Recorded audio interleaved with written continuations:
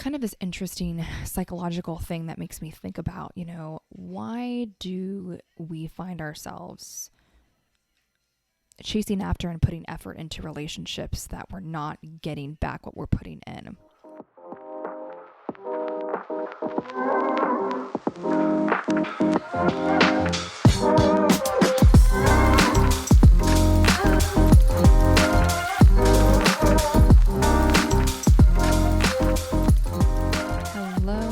Hello. This is Third Times Me. I am your host, Kris Zervis. For anyone that's new to this show, on Third Times Me, we talk about all things relationship, toxic relationships, setting boundaries, dating yourself, loving yourself, and everything that comes with that.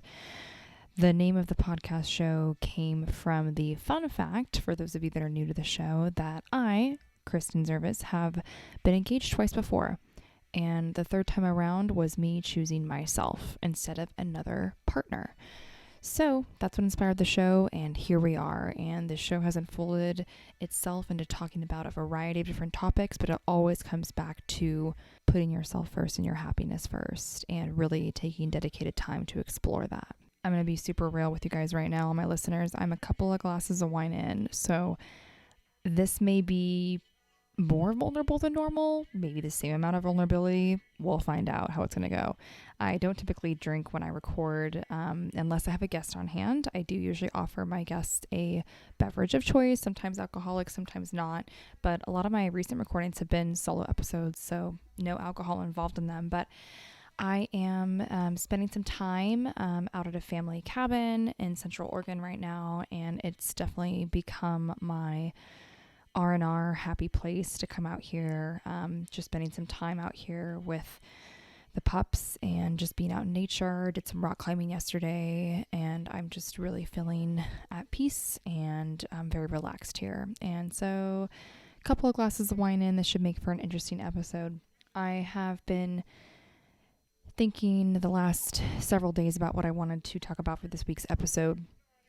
And just to give you guys a heads up, for anyone that's new, I do bring on guests from time to time, and I do also do many solo episodes. I've had quite a few solo recordings lately, and I am really excited to get some conversation going with future guests, so stay tuned. I've actually got 3 guests lined up coming up here pretty soon. There's going to be a mix of male and female folks on the show, and it's going to be some really interesting, juicy, telling, spilling the tea type of conversations. So stay tuned and get caught up. If you're new, scroll through my past episodes, see what piques your interest based off the titles. I try to really have my titles be telling of what the episodes are about.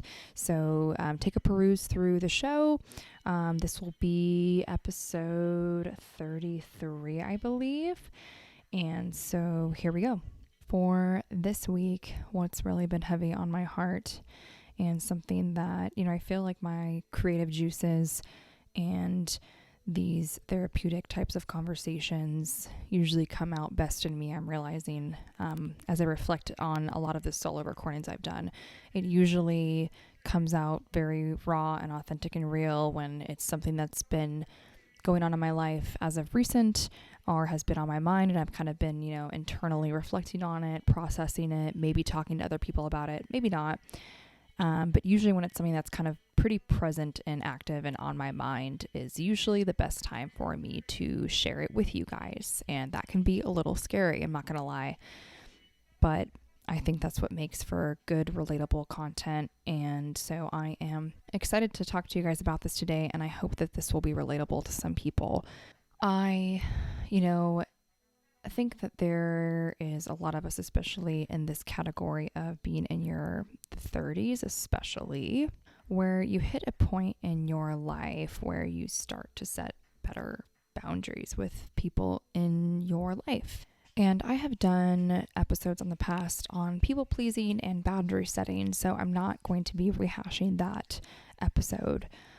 But more specifically, what I'm talking about with boundaries is protecting your energy. And I think the older that you get, the more we realize how precious life is and how much of an importance it is to protect your mental health and well-being and protect where you feel emotionally safe. And for some people, this can be very easy. The older I've gotten and the more I've gotten to know different people in this world from all different places in this world and have had all different experiences in life and come from all different types of backgrounds, I realize that this does come rather naturally to some people. Just based off of their life experiences, setting healthy boundaries, standing up for themselves, and not having a hard time cutting people out of their life or setting boundaries and creating a protection wall around themselves a little bit, and being cautious and intentional about who they let into their life and who they give their energy to. To some people, this is natural and easy and not too hard of a thing. I am not one of those people. I've struggled for a lot of my life of feeling this sense of obligation to keep certain people close in my life, to show up for certain people in my life time and time again, to put extra effort into maintaining relationships, trying to fix relationships that maybe have been troublesome over the years or maybe had falling outs, and putting that responsibility on myself and putting that pressure on myself to fix those things, focus on those things, reach out to those people. And this is not to be mistaken or confused with taking responsibility. I'm talking about two completely separate things. So if you're sitting there listening right now thinking like, okay, Kris, like you need to take ownership for, what your part is and things in life, and your part of relationships, that's not what I'm talking about. I'm talking about taking complete full ownership and responsibility for things that are crumbling around you or things that maybe aren't serving you. And even when the other person's maybe not putting an effort into the relationship, or maybe the other person's not, equally putting as much effort to maintain that relationship or have conversations to come to an understanding, to mutually respect one another, things like that. This feeling of obligation to keep certain people close in your life just because of who they are in your life. I've struggled with this off and on my entire life. Recently, it's been really heavy on my mind and heart, and something that I've been processing a lot of lately is that throughout a lot of my life, I have struggled with obligatory relationships. And I have been talking to my therapist about this recently, and I know that there's a lot of people out there that can relate to this, and so I want to be really open and vulnerable and honest about my struggles with this. I find myself putting a lot of the initiation and the responsibility of certain relationships in my life. I find myself putting that on my shoulders. And even when the other person on the other side is not putting in either as much energy or effort as I am, or maybe not a healthy level of energy or initiation or effort, or has shown me time and time again that they're not going to show up for me in the way that I'm showing up for them. This can be friends, this can be family, this can be a variety of different figures in your life and relationships. But I've found myself, for some doggone reason that I am still figuring out, I find myself putting that on my shoulders and putting that responsibility 100% on myself. And it is emotionally taxing, and it's really draining on your energy. And years ago, I was traveling to New York City with someone that I was dating at the time to visit some of his family, and we were visiting his sister and her partner. And I'll never forget, it's one of those funny random memories that like you find in your brain. It's just kind of sitting there and you can't remember exactly where it happened, when it happened, but you just have this conversation or this one sentence that someone said to you that just really stuck with you and resonated. And the partner of the guy that I was dating at the time, so his sister, her fiance, or maybe it was husband at the time, we were sitting down having a heart-to-heart about our relationships with our parents, and she was struggling at the time. She had split parents, and she had a really amazing relationship with her mother, and every time that she spoke to her mother on the phone, usually about once a week, she would come away from those conversations being lifted and empowered and feeling supported and optimistic and all of these amazing qualities and sensations and feelings. On the flip side, every time that she would get off the phone with her father, she would feel down. She would feel sad. She would feel scared. She would feel frustrated with the world. And her partner was bringing to her attention, hey, honey, I, notice that every time you get off the phone with your mom, you're this way. And this is the energy that you seem to have and project into our relationship and within yourself. And then every time you get off the phone with your father, this is how you seem. This is the energy you project into our relationship and onto yourself. And I was just kind of an observer, a fly on the wall for this conversation. And I remember just how much that stuck with me, because that has been something that I've noticed the older I've gotten, that there are certain people in my life that don't bring out sides of me that I like, that don't bring positive energy to me. And it's just energy that's being spent on my end into the relationship that drains me, that frustrates me, or gets me worked up, whatever it may be. And, it's kind of this interesting psychological thing that makes me think about, why do we find ourselves chasing after and putting effort into relationships that we're not getting back what we're putting in? I think a lot of people can relate to this in a romantic sense. It's, the typical cliche relationship status where one person's more into the relationship or into the other person than the other person is. So you have Sally and Joe dating, and you have Sally that's obsessed over Joe, and Joe's not obsessed over Sally. And here they are, Sally chasing after Joe, and Joe just doesn't give a fuck about the relationship. But for some reason, it's appealing to continue to chase after it and put in effort. Why do we do this to ourselves? I can't tell you exactly why we do this, but what I can tell you is my experiences and what I've observed and reflected on in my life. And I can share that throughout my entire life, I can consistently think of one, if not two, if not three, if not multiple people that I've had in my life at all times. And they've kind of come and gone, and they've been different people in different stages and different years of my life. But there has consistently been people in my life, whether it be family, romantic partners, or friends, that I have found to be an unhealthy balance of energy spread between the two of us.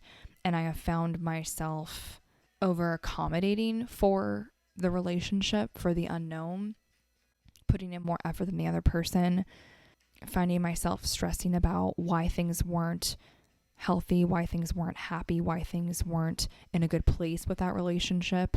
I've had friendships fall out because of these types of things, where I find myself sitting here confused and lost and not understanding what went wrong. I'd be really curious to hear from you guys if anyone else could relate to this, because sometimes I feel like I'm just talking kind of craziness and nonsense, but I know that there's people that can relate to this feeling. The really exciting thing about all of these realizations that I've had very recently about a lot of these things, and this year has been a really big growth year for me, but a lot of these things have come to me, and I've been able to kind of process and, dig deep internally and talk about it a lot in therapy, and figure out what's going on here and why things have been the way they've been and why I've had some of these struggles. The reason I've been able to get to that place of getting some clarity and getting some answers for myself is honestly because I'm in a place now where I have for quite some time, but I'm in a place now where there's some crucial relationships in my life that are so incredibly strong and so incredibly healthy. And both individuals in the relationship are standing strong and independent within that relationship. And they're both equally putting in effort, and they're both equally giving good energy into the relationship. And when I think about the people that I want to have in my life and the people that I want to give my energy and my time to, I want to make sure that after I walk away from conversations with people, I most oftentimes feel either inspired, uplifted, loved, heard, or a combination of all of those things. And I want the other people in my life to also feel one, if not multiple or all of those things from me when they walk away from a conversation with me. If you have people in your life that you do not feel mentally and emotionally safe when you are with them, when you are spending your energy thinking about them, having conversations with them, talking to them, working on solving problems with them, having disagreements with them, if you don't feel mentally and emotionally safe with them, it doesn't matter who they are in your life. It doesn't matter if it's a family member, if it's a friend, if it's a partner. You owe it to yourself to set boundaries. Sometimes it's necessary to cut people out in your life. And I don't want to sound extreme, but, I've come such a long way with what it means to set boundaries, and giving myself the permission to do what's best for me has been a long fucking road that I have been on. And I am finally in a place where I refuse to feel guilty about doing that anymore. So if anyone ever makes you feel bad for setting boundaries, for saying no, for ending a relationship, or putting up some walls because you need to create a life for yourself that is filled with happiness and support and love, then that person doesn't need to be in your life. So I want all of you guys today listening to this episode, whenever you listen to this episode, it might be today, might be tomorrow, might be next week, but whenever you're listening to this episode, I want you to paint a quick picture in your mind of all of the key people in your life. And maybe if it's a little bit easier, we can imagine this in different circles. We can imagine this as a circle and category of friends. We can imagine a separate category and circle of family.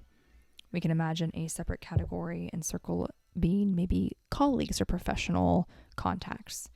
And then we can even think about maybe another circle of like romantic people in your life. But paint a picture and think about the people that are in your life, and think about the last time you talked to that person, the last time you saw that person.